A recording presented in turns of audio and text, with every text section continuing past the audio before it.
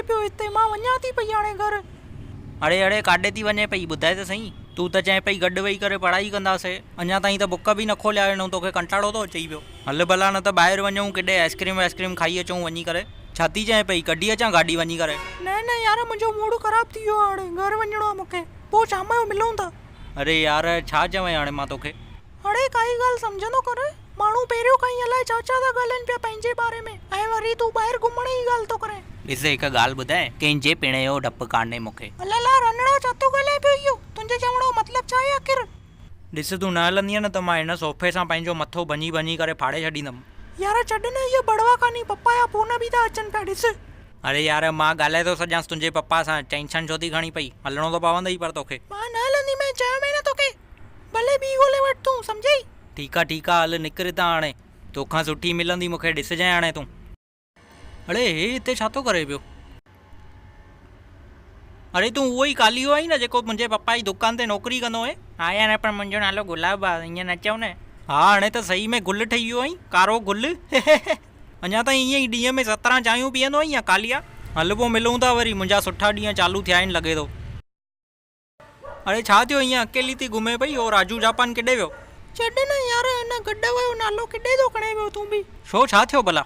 उहो चकू अलाए कहिड़ी कारी माईअ जे पुठियां पइजी वियो, छॾे छॾियोमांसि मां। अच्छा ईअं आहे? हा ॿियो न त छा। अच्छा ॿियो ॿुधाए छा थो हले पियो? कुझु न, असां सभु मिली करे कॉफ़ी पीअण आया हुआसीं हिते।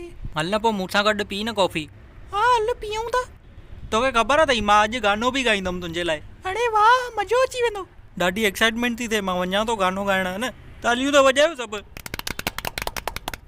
तूं मुंहिंजी गर्लफ्रेंड, मां तुंहिंजो बॉयफ्रेंड, चओ मूंसां घुमंदी है? कीअं लॻई मुंहिंजो गानो?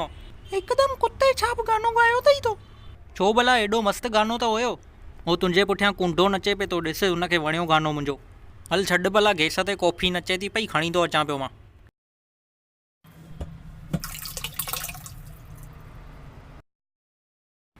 वठ भला पी ॾिस कॉफ़ी कीअं ठही आहे। मज़ो अची वियो, ज़ोरदार कॉफ़ी ठाही अथई तो त।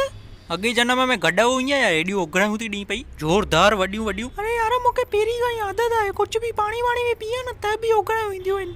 इहो वरी कीअं यार, ॾिसण में हीरोइन ऐं आदतूं वरी चुड़ैलियूं। रनड़ा मुआ चुड़ैल कंहिंखे थो चए पियो? वठ तुंहिंजी कॉफ़ी, तूं ई पी बड़वा।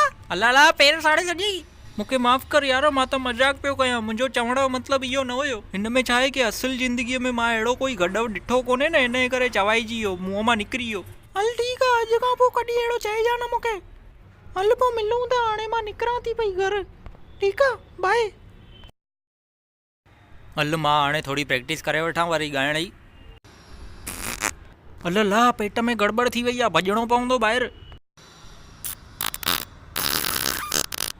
यार ॾाढो सूर थो पए पेट में, वेही थो रहां हिते ई लोटो खणी करे।